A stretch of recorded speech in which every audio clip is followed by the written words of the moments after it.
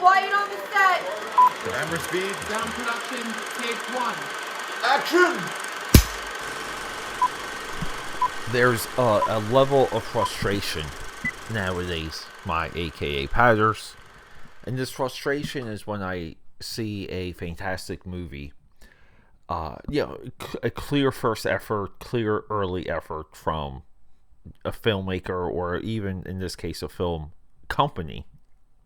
But when you see a clear early effort that is well done, and then you start investigating and reading about a movie, sometimes as you're watching it, like we do have busy lives here on Club AKAPAD, the Film Buff Club. But you go back and forth, and a lot of times this is how I watch and rewatch movies, because I view watching a movie with a through line of attention is very valuable. But as I was reading about today's movie, 2021 North Hollywood, you find out that all of it derailed by COVID. They really couldn't have a real premiere. They had to do like a drive-in movie experience thing. And you just get frustrated because you see actual talent, actual ability, and Vince Vaughn. Vince Vaughn is in this movie. He plays the dad character that, again, like perfectly played by him. And having someone as experienced and rich with talent as Vince Vaughn is,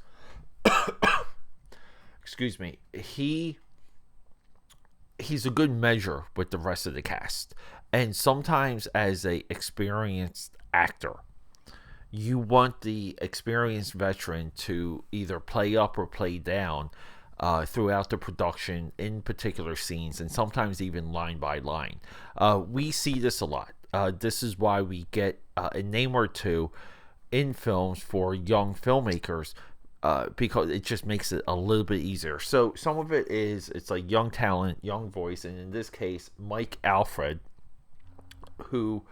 Mikey Alfred, I'm sorry, who, I guess I came up through that Jonah Hill mid-90s or 90s movie, which I did watch, I think, or tried to watch, but now I want to rewatch it because this movie I just like so much. I want more things adjacent to it.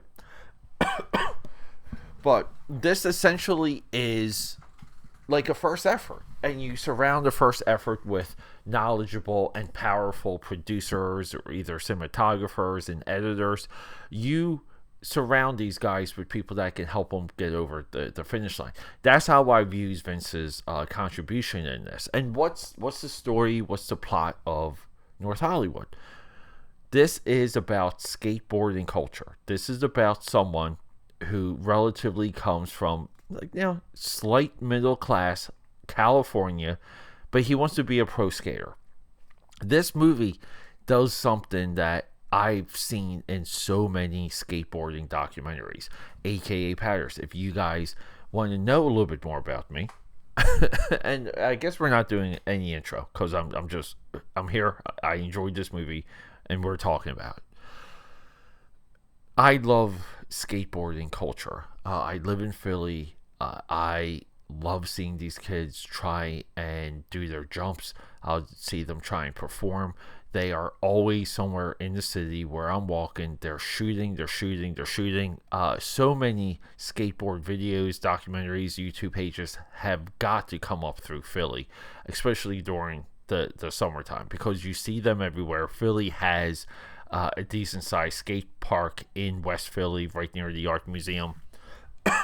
And I believe they might even have one, near the off of Columbus Boulevard. I'm not 100%, but if one's west, the other way would be east, or kind of like Old City or Packard Ave or Stadium, South Philly. But with all of that, AKAPAD'ers, I watch skateboarding documentaries as often as I can. I love the culture. I love the history. I'm not much of a skateboarder myself, but it's just something I always appreciated and I try and absorb. I think it's inspiring. I think so many of the stories of these skaters as inspiring as any other story out there. But what happens in the world of skateboarding is because it is street culture. It sucks you in and destroys you. So many of these top talents, they wither away. They wither on the vine because the lifestyle is so brutal. And we've had a newer generation that's a little bit more savvy about it. And we want to say that's where this movie comes from. This movie comes from a skateboarding company. Yeah. Now, the movie itself, there's a movie called Pleasure that we spoke about that was almost this cameo-driven, adult and girl entering into the world of adult entertainment, but there's nothing but cameos throughout the entire movie. That's exactly what happens here with pro skateboarders, and we can pick out the cameos as they come along. The lines are not quite there, not quite good, but at the same time, it's there and it's serviceable, and you see that this is a industry driven film. It's an industry driven advertisement to get involved with skateboarding. Can we call this propaganda? Yes. We were doing here on the podcast, we did a lot of NFL or American pro football movies, and this one movie I discovered was called Number One, that starred Charlton Heston. He played an aging quarterback of the New Orleans Saints, and that movie, again, it shows a little bit of the rougher lifestyle and the punishment of pro football players even back then, right? Like, because we're in the late 60s, or I believe the movie was 1972, 1973. Feel free to fact check me on that. But, we're maybe in like the late 60s, early 70s when this movie came out. But it relatively acts as a nice ad for the American Football League or the National Football League. It acts as a piece of propaganda, to get you excited, to get you involved.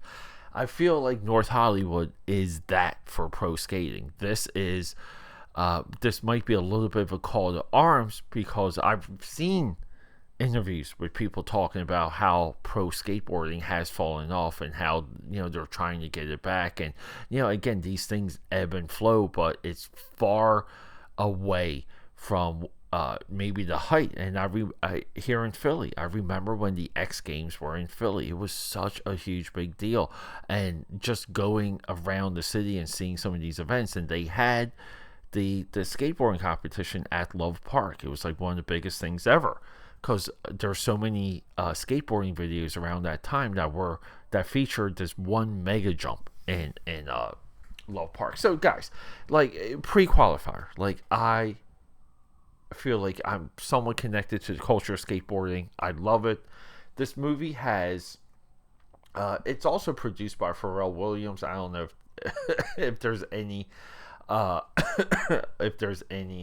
significance to that. I do want to, like, before we get out of here, and guys, this is a absolute full recommendation. So earlier or late last year, I watched a movie called Sweethearts that it stars the girl from the new Sabrina on Netflix, the girl from Mad Men.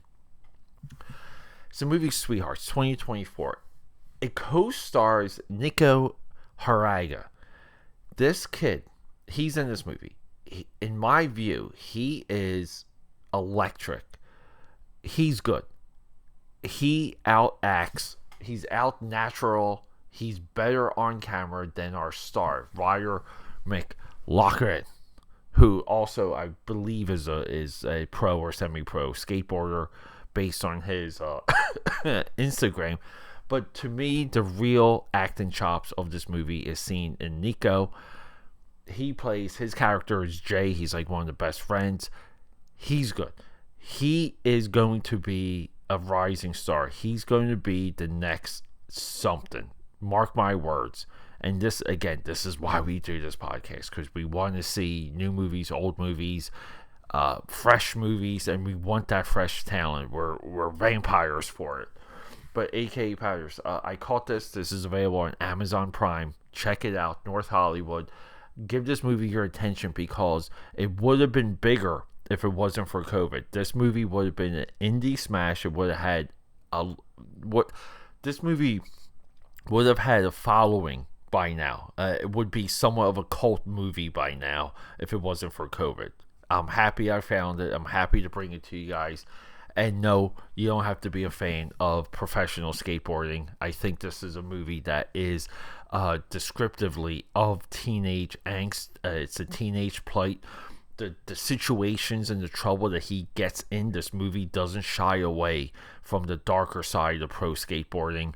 It hangs a little bit of that tinsel on the string in front of you, a little bit of that carrot, to where like our Michael, like our main character, he wants to chase that carrot. He sees he can taste it. He sees hints of it. He's around it. He gets brought to a warehouse, given free clothes. The lifestyle and the lore of it, and the entire movie does boil into a confrontation between him and his father. He needs to have that conversation with his father. The entire movie is dependent on how well that scene is. It doesn't. I don't care what's on paper, what's written. So whatever, it needs to be on screen though. So it needs to be acted. It needs to be shot. It needs to be edited.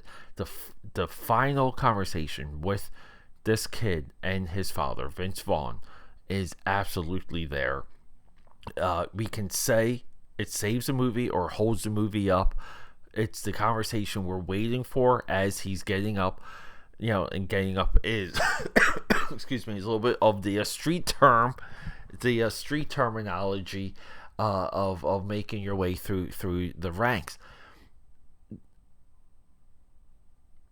Our protagonist, the kid we're shooting for here, played by Ryder, Michael, he gets beat up a few times.